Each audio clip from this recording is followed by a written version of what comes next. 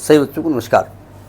हम बात कर रहे हैं सिंगेज अलजेब्रा की, जिसके चैप्टर 14 प्रोबेबिलिटी सेकेंड पार्ट की बात हो रही है, जिसके कंसेप्ट एप्लीकेशन एक्सरसाइज 14.3 की हम बात कर रहे हैं। तो देखते हैं उसका नेक्स्ट क्वेश्चन। देखिए 11th क्वेश्चन क्या कहता है, थोड़ा अजीब तरीके से कहता है, ध्यान से समझिएगा।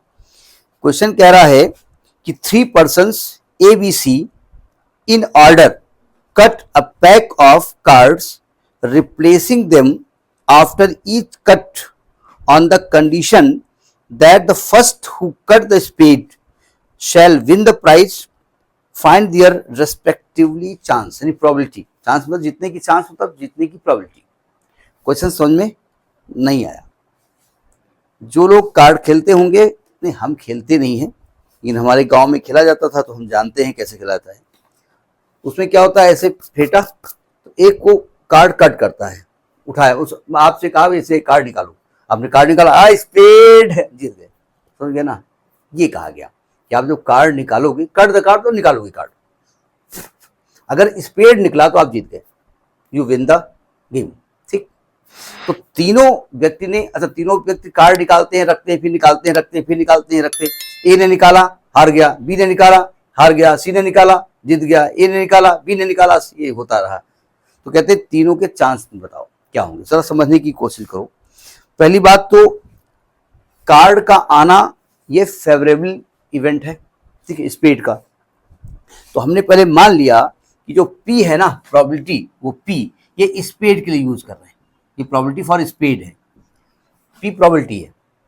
तो स्पेड कितने होते हैं, 13, जो काला पान टाइप का होता है, यानी कि इसकी प्रोबेबिलिटी क्या होगी 13/52, यानी कि 1/4।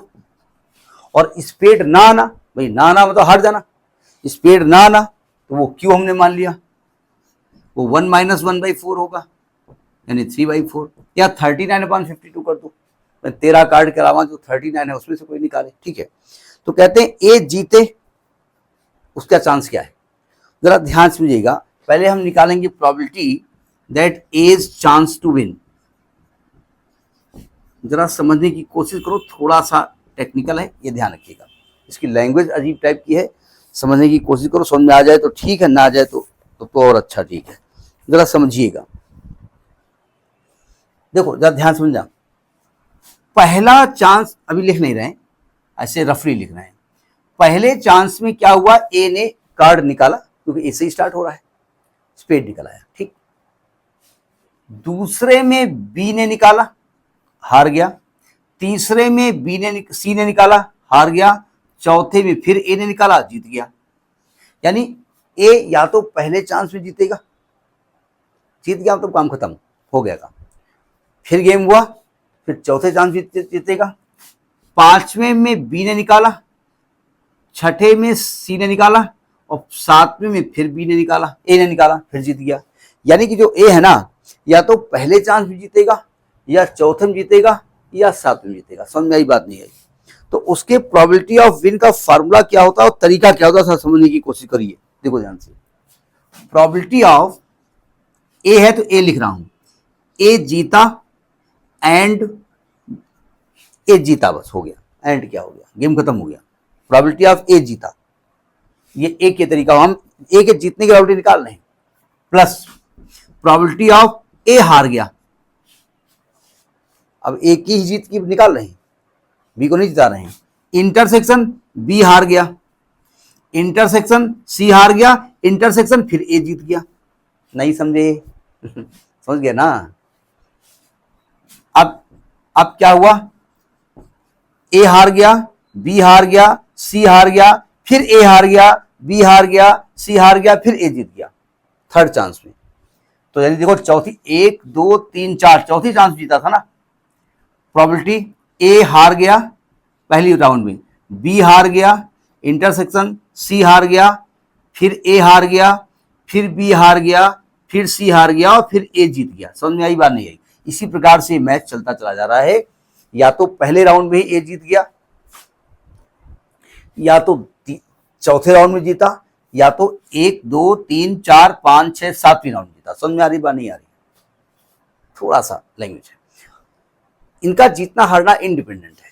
तो इसको क्या लिखा, प्रोबेबिलिटी ऑफ ए हो गया पी प्लस, देखो probability of A bar Q into B bar Q into C bar Q into P plus 1 2 3 4 5 6 6 bar Q होगा और 1 बार पी होगा। इसी प्रकार से इनफाइनाइट तक ये गेम चलता रहेगा। बात समझ में आ गई नहीं आ गई? आई गई होगी ना। अब इसको सॉल्व कर लो। ये probability of A chance to win है, ठीक है। इसमें से काम करते हैं। अगर ध्यान से देखें कि ये है p plus p into Q to power 3 plus p into Q to power 6 plus so on.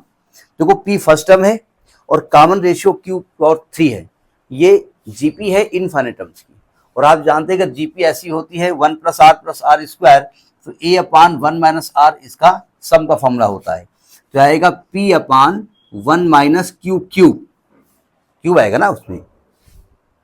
अब वैल्यू रख दो उठा करके, तो p कितना है, p है 1/4 अपान 1 माइनस 3/4 का होल क्यूब।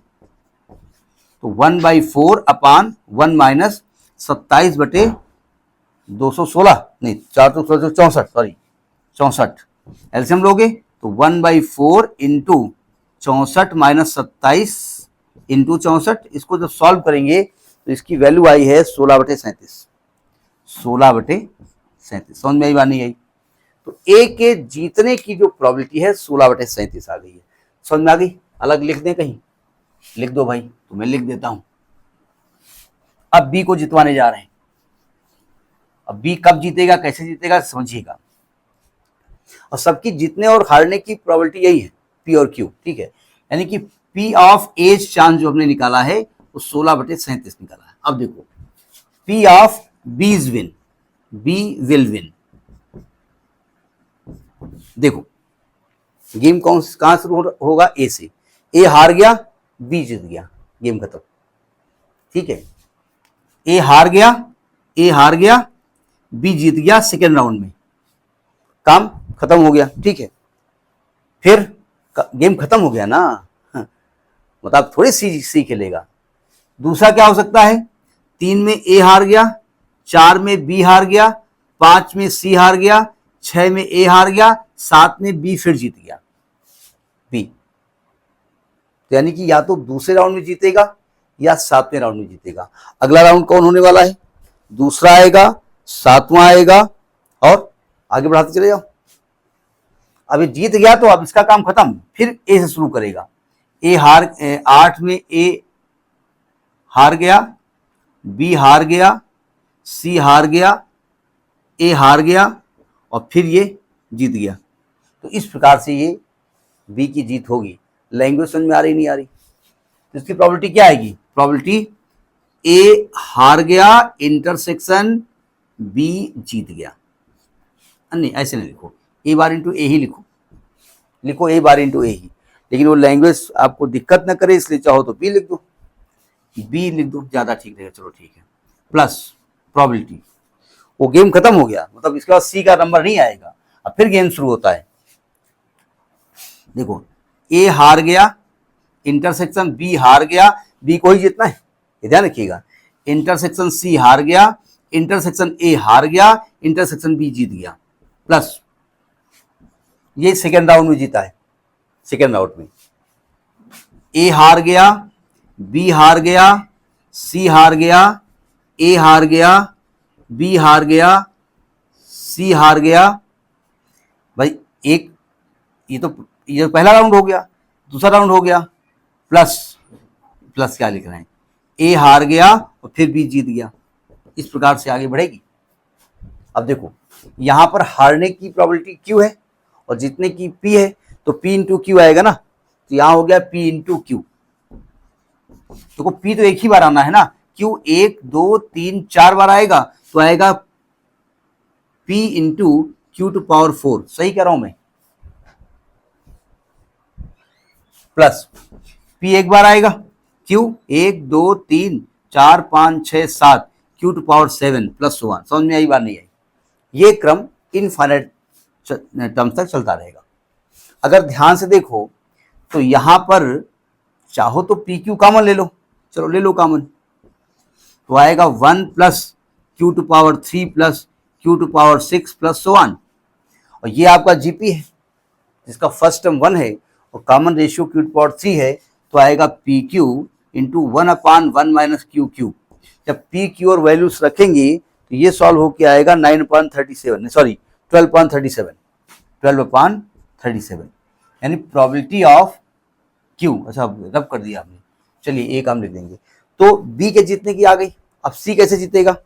अब देखो चूंकि 3 को जीतना है ना, 3 को जीतना है तो इसका मतलब ए को जीतना प्लस बी को जीतना प्लस सी को जीतना, सबका तो सम 1 ही होने वाला है। तो जब हम प्रोबेबिलिटी ऑफ सीज विन निकालेंगे तो प्रोबेबिलिटी ऑफ 1 में से माइनस कर दो, probability of A will win और minus probability of B win. तो 1 माइनस ए के विन करने की प्रोबेबिलिटी क्या निकाली थी? 16/37 और बी के विन करने की क्या निकाली थी? 12/37। तो इसको सॉल्व करेगी तो आएगा 37 माइनस 6 2 8 और 1 1 2/37 कितना आएगा? 28 9/37। तो सी के जीतने की जो प्रोबेबिलिटी होगी वो 9/37 होगी। बात समझ में आ गई ना? Next in the next video. नमस्कार।